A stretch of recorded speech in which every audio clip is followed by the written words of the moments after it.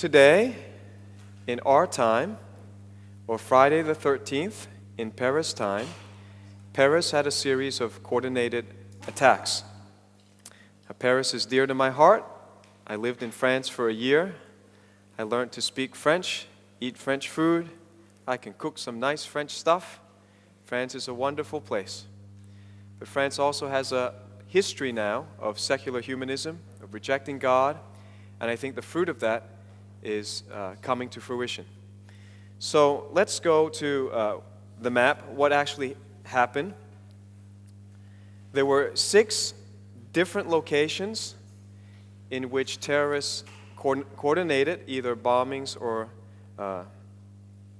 shooting people. We don't have all the information because this is absolutely fresh, but these are the current estimates. There were 6 separate locations, 8 gunmen, all of whom have been neutralized, as they say, and 4 of them were suicide bombers. The body count is right now stands at 153 people murdered. At least 10 people were killed in a Cambodian restaurant called Le Petit Cambodge, which was the first place of attack. And you can see the carnage. The majority of people, over 100, died at a Bataclan Theater, attending a concert of an American heavy metal band called Eagles of Death. Mark Couprie, who traveled from Brittany to see the Eagles of Death metal, said it was carnage. It looked like a battlefield, and there was blood everywhere. There were bodies everywhere. Now, do you think that there's something prophetic about that? Eagles of Death metal. Well, the symbol of America is the great eagle. And you'll see that in its claw there's an olive branch of 13 leaves, and then there are 13 arrows in the other claw. And you can see what America's stance is depending on where the head of the eagle is turning. For a while, the head of the eagle was turning towards the arrows, but currently it turns towards the olive branch. I think this is prophetic.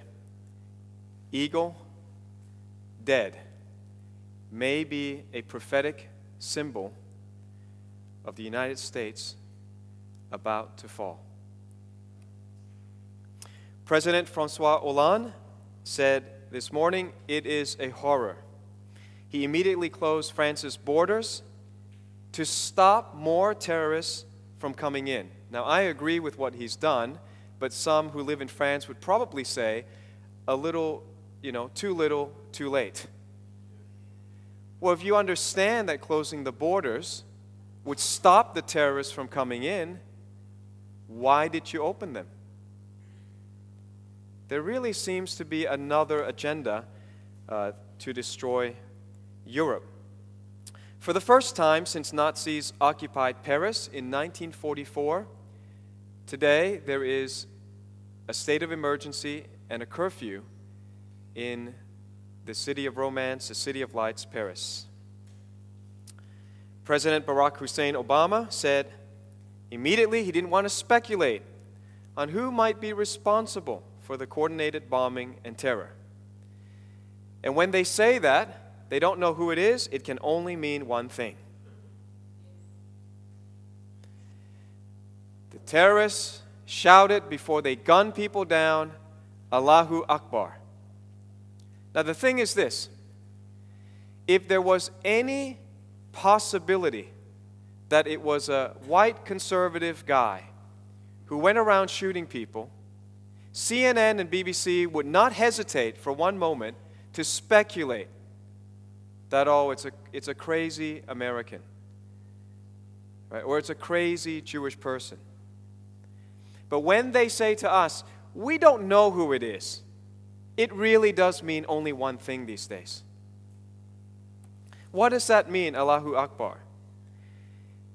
A lot of journalists, not understanding theology or Arabic, used to say it means God is great or Allah is great. That's not what it means. The grammar of this means Allah is greater. Now, don't you think that's a strange sentence? If you just say, Allah is greater, and that's your shout before you kill people, it seems an incomplete sentence if you understand grammar. Well, you have to ask, greater than what? And what people don't understand is that they believe through their acts of violence and through their acts of conquest, they are showing that Allah is greater than the Jewish God and the Christian God. They're saying Allah is greater than Elohim, that Allah is greater than Yeshua. And it is a great humiliation for the religion and those fanatics that follow it in a violent way. It is a great humiliation that the West dominates the world, that they seem to lose war after war whenever they try to start one with Israel.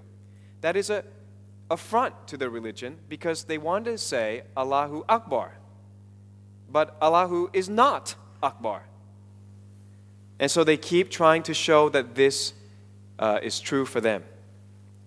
Otherwise, their God would not be God. The other thing that the terrorists shouted before they gunned down innocent lives is, "This is for Syria."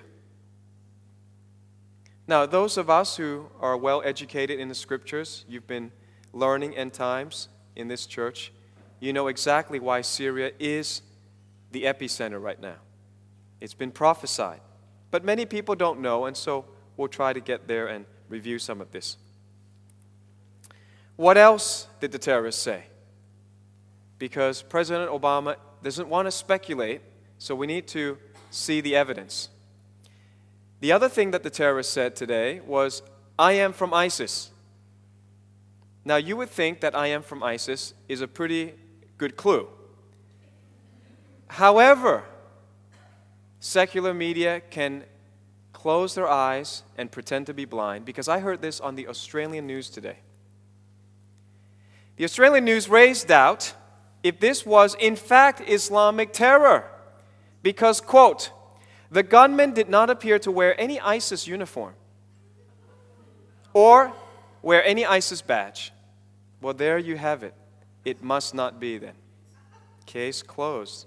Very smart. It is partially true what they're saying. Our new enemies no longer wear an identifiable uniform. They occupy an undefined territory. They fight an impossible to win war because it's all or nothing. But might this be what Jesus told us 2,000 years ago in his end-time sermon in Matthew chapter 24, verse 6? Jesus said, "You will hear of wars." Nothing new about that. You will hear of wars, but he added, "and rumors of wars." Now, this was a strange thing because for eons and for ages, every country was very civilized about war. They would send an emissary and declare, "We're going to fight you. Get ready." And then the other side would say, "Thank you for the note. We'll meet here." And then they would meet in some battlefield and fight it out. Whoever won, signs the peace treaty and the war is over. But today we have something new called rumors of war, where we're not even sure. Are we in war or are we not? Is France in a state of war or is it not? Is America fighting a war or are they not fighting a war? We're not sure. Is Syria having civil unrest?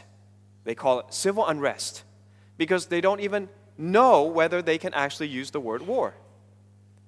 So what is that? Jesus said, in the last days, before he comes back, there will be wars and rumors of war. I want to tell you some of the reactions. One of the words that I heard repeated constantly was unprecedented. That the attack that we saw today had no precedent in history. Now the question is it unprecedented? You know as well as I do, if you've studied history,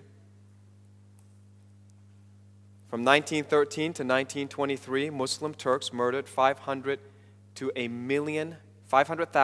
million Greek Christians. And this is a photograph of a historical event that cannot be denied. They killed so many Christians that we're not sure. Our margin of error is 500,000 bodies. It was too many to count. And every one of those people represents someone that somebody loved. And they were killed in the name of Islam. Is it really unprecedented? From 1894 to 1915, Muslim Turks murdered 1.5 Armenian Christians.